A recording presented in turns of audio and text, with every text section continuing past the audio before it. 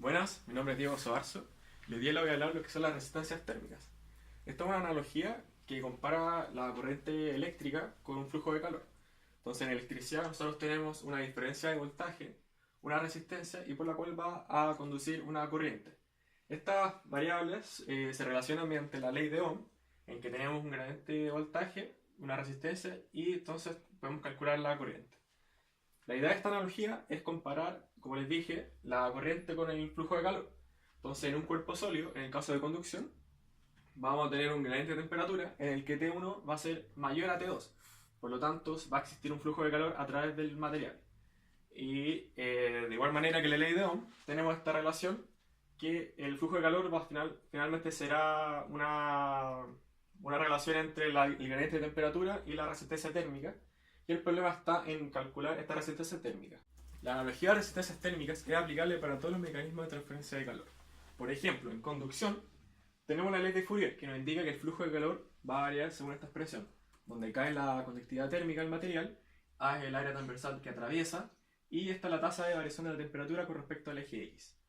Tenemos que llegar a la expresión que llegamos anteriormente, que es para la resistencia térmica. Y acomodando esta expresión, podemos llegar a la resistencia térmica por conducción, que será la distancia X que va a atravesar el material y la conductividad K y el área. En el caso de convección es similar, pero la ley que gobierna es la ley de enfriamiento de Newton, que nos indica que el flujo de calor va a variar según esta expresión, donde H es el término convectivo, área de la superficie, y esta es la temperatura del cuerpo y una temperatura muy alejada del mismo. Acomodando esta misma expresión, podemos llegar a la resistencia térmica por convección, donde será 1 sobre el término convectivo H y el área de superficie.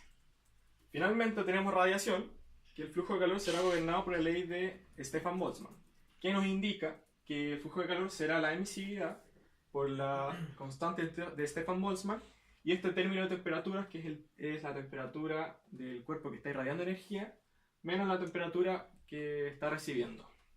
Ambas a la cuarta parte.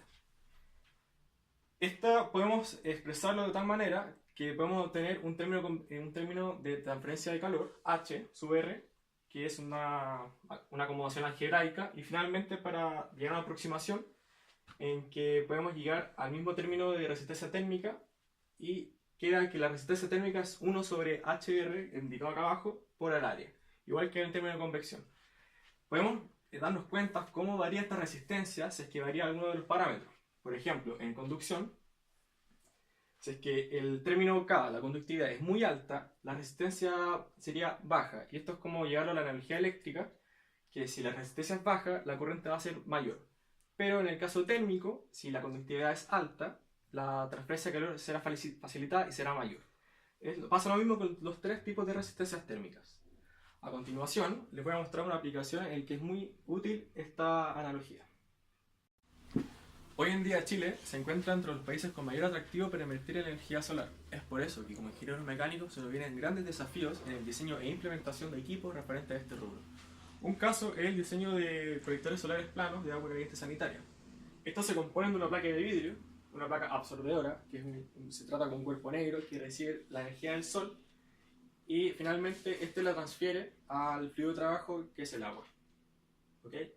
Entonces, nosotros tenemos un balance de energía, que tenemos la energía incidente total del sol, y estas se separan en dos partes: el calor útil, que finalmente va hacia el agua caliente, y el otro son pérdidas térmicas. La idea de este problema es tratar estas pérdidas térmicas de tal manera que se pueda calcular mediante resistencias térmicas. ¿Okay?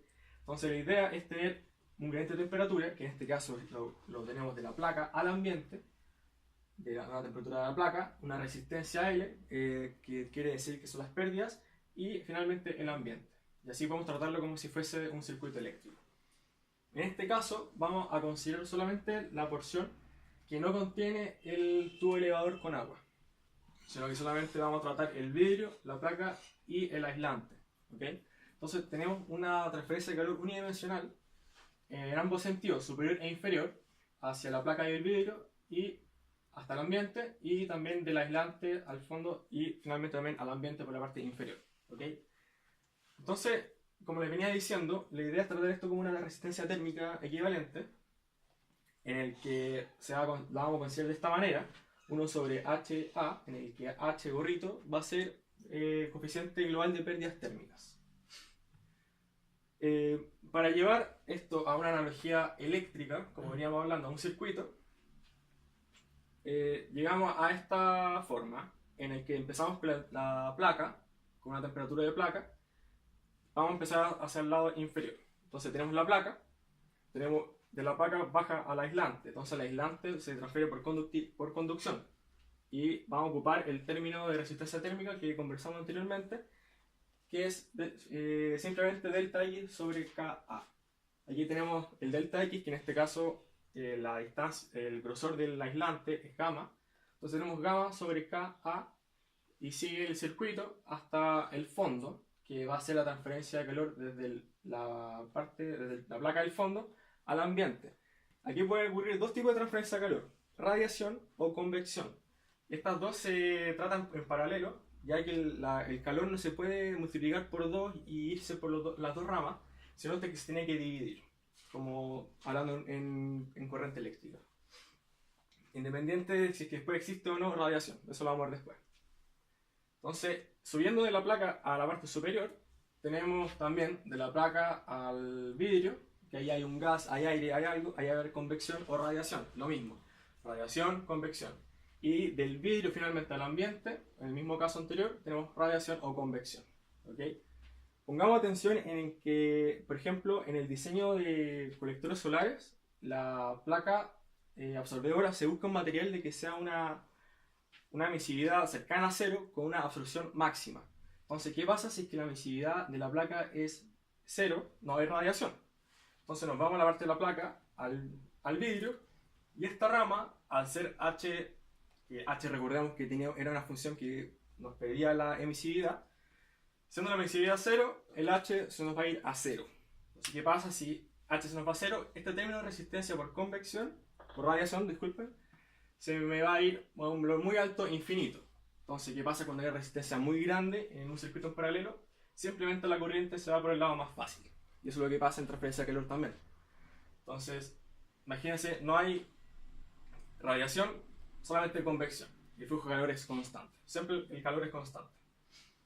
Entonces, con esto, finalmente podemos llegar a una resistencia equivalente total de pérdida, en el que podemos tratar el caso como lo habíamos visto anteriormente, simplemente con un circuito eléctrico con una resistencia. Con este dato de la resistencia de pérdida, podemos calcular el coeficiente global de pérdida que habíamos conversado anteriormente, H gorrito, en el que al final nuestro calor de pérdida, que va a ser por los dos sentidos, va a ser simplemente el coeficiente global de pérdida con el área de colección, que es todo el área del colector solar, por la diferencia de temperatura que habíamos considerado la placa y el ambiente. Como pueden ver, con el uso de la analogía de resistencias térmicas, se nos ha simplificado bastante el problema, ya que no nos interesa el perfil de temperatura entre medio de la placa y el ambiente, sino que solamente es útil el valor de las temperaturas de los extremos. Y esto así nos simplifica bastante el cálculo.